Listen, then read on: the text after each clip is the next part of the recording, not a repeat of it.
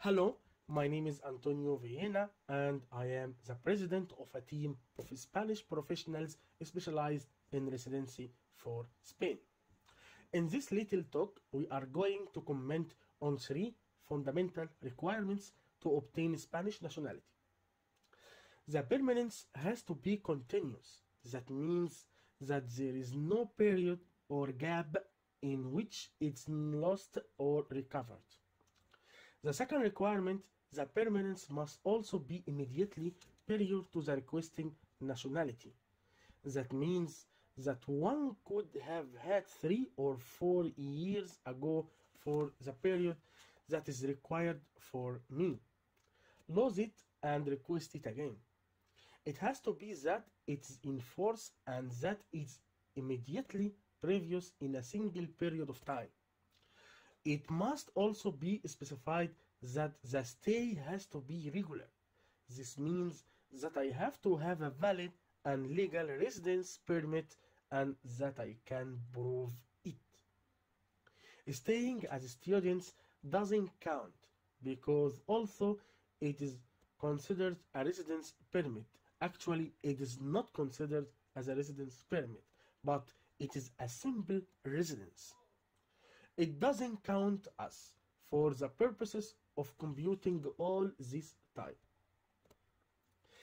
Said this, we explain the periods that are needed. As a general rule, the period is 10 years of legal residence in Spain for all nationals of any country in the world, with the exception of countries like Latin American countries or Ibero-American countries.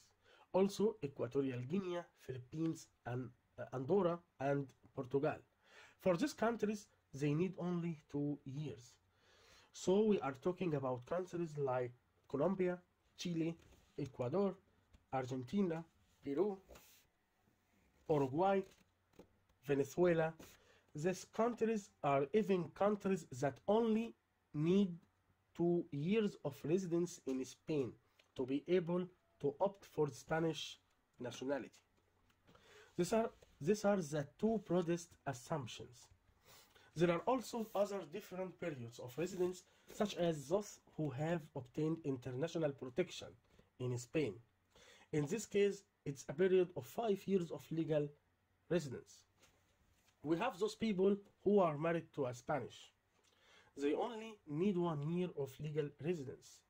Also, the one who remained a widower while still married without divorcing or separating. It doesn't matter how long he or she has been married.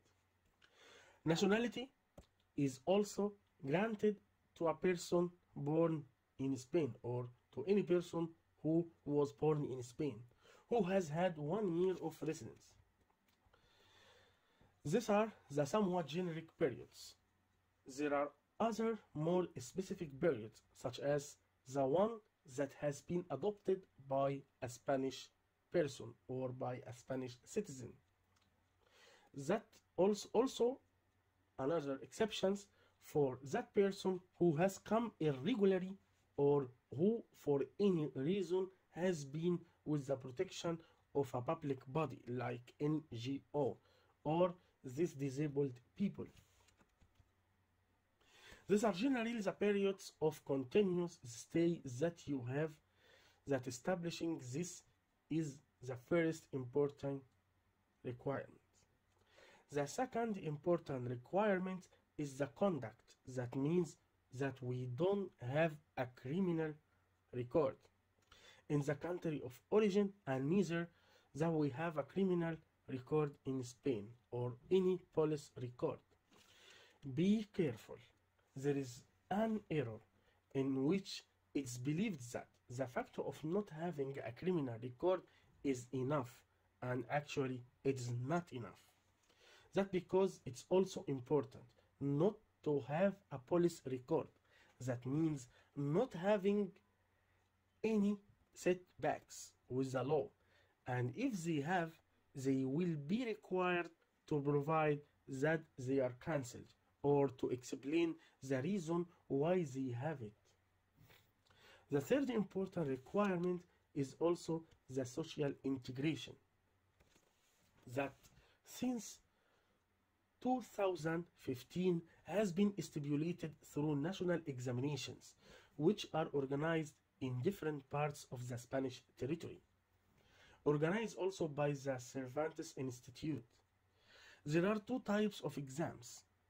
One is the linguistic exam, called the Delhi exam of the Delhi, and the other is an exam on general culture and the Spanish Constitution. It's also called the CCSE. It's for general culture or for general information about the country. Contains of 25 questions exam, or is an exam contains of 25 questions, where we can miss 10 out of 25, and we have 15 to go as correct at least. That's to be able to pass the exam. It's a test type in which we have to select several options. It's not a complicated exam actually. Then we have the other exam, the Delhi, which is usually complicated and is an exam stipulated at least an A2 level. This exam certifies the ability of the language for the person to understand and use frequently everyday expressions, almost always related to areas of experience that are especially relevant to them for the general life. These countries also that have Spanish as their mother language or first language, such as Latin American countries and Philippines, don't have to take the daily language test. The rest of the countries have to take this test and have to pass it. The language test contains of 4 parts. The first part is the reading comprehension. The task is carried out by the candidate. The test consists of 4 tasks with discrete pre-selected answer questions and a series of texts that accompany the comprehension task. Some tasks may include, instead of a single test or text, several fragments or for micro dialogues. The second part is listening comprehension. It's a way to use the language, and that is related to the mode of transmission, oral or written, and according to the rule in communication. The third part is the written expression. The tasks carried out by the candidates. That the test consists of 2 tasks, one for interaction and one for expression. The total length of the text that the candidate writes between 130 and 150 words. The fourth part is the oral expression. This task, which is prepared in the preparation room, lasts take about 5 or 6 minutes. The candidate has to prepare a monologue from an image, which has statements that describe the situation and questions to follow in preparing the topic. The candidate can choose between 2 images, both public, educational, or professional. We can help you enroll and study telematically. We have several agreements with various academic and training centers that can help you study and pass the exams. You have to know, write, express yourself in Spanish, and describe a situation of everyday life in front of an examiner. Enrollment is done through the Institute of Cervantes website. The presentation of the application is also done online. The registration for the exam is quite complicated. We can do it through your authorization. The regulations that it cannot take more than 1 year to resolve the file. This is the time of resolution of the request, but actually takes more than a year. What happens in this case? In this case, if it reaches a year and we still have not resolved the file, we can present a contentious judgment to the administration. What it does in practice is that the ministry will resolve before going to trial because it causes them more disorder and more loss of time. Finally, I hope my explanation has served you well.